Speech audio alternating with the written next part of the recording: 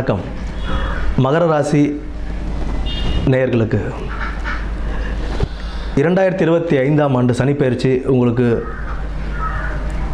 3ஆம் இடமான ஸ்தானத்துக்கு அவர் வராரு. 3ஆம் இடத்துலேருந்து 5ஆம் இடம், 9ஆம் இடம் மற்றும் 12ஆம் இடம், இந்த 3 ராசிகளையும் 3 இடங்களையும் அவர் பார்வையிடுறாரு. ரிஷபம், கன்னி மற்றும் தனுசு ராசிகளுக்கு பார்வையிடுறார்.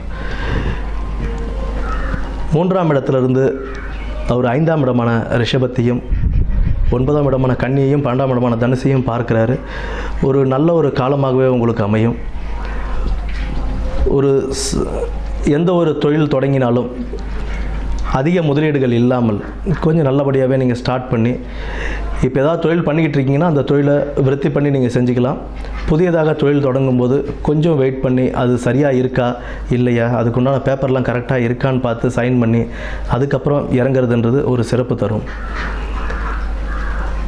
12ஆம் இடத்தை சனி பகவான் பார்க்குற ஒரு காரணத்தினால வெளியூர் வெளிநாடு பயணங்கள் செல்வதற்கு முயற்சி பண்ணவங்களுக்கெல்லாம் இப்போ அது ஒரு அனுகூலமாகவே உங்களுக்கு அமையும். 9ஆம் இடம் பாக்கியஸ்தானத்தையும் சனி பகவான் பார்வையிடுறாரு. அதனால் வெளிநாடு வெளியூர் பயணங்கள் செல்லும்போது விசா ப்ராசஸ்ஸு இது எல்லாமே நல்லபடியாக பார்த்துக்கிட்டு நல்ல கம்பெனியாக இல்லை நல்ல ஒரு ஏஜென்சி த்ரூவாக தான் நம்ம போகிறோமா அப்படின்றத நம்ம தெளிவுபடுத்திக்கிட்டு நம்ம அங்கே போகும்போது அதற்குண்டான பாக்கியத்தையும் அவர் கொடுப்பார். நல்ல ஒரு கம்பெனியில் போய் ஜாயின் பண்ணி நல்ல வேலையில் சேரலாம். எதுவாக இருந்தாலும் நேர்மையாக செயல்படணும்.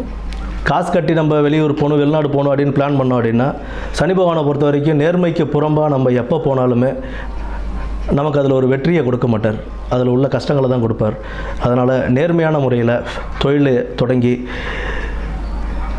எங்கே தொழிலுக்கு போனாலுமே நேர்மையான முறையில் நடக்கும்போது அதற்குண்டான பலன்கள் நமக்கு கைமேலே கிடைக்கும்.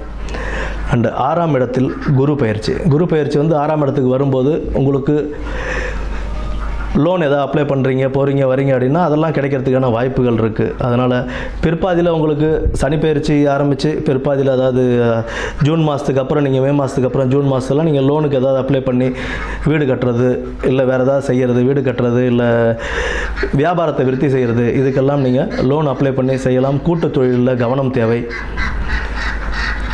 மற்றபடி ஒரு யோகமான சனிப்பெயர்ச்சியாகவே உங்களுக்கு அமையும். நன்றி.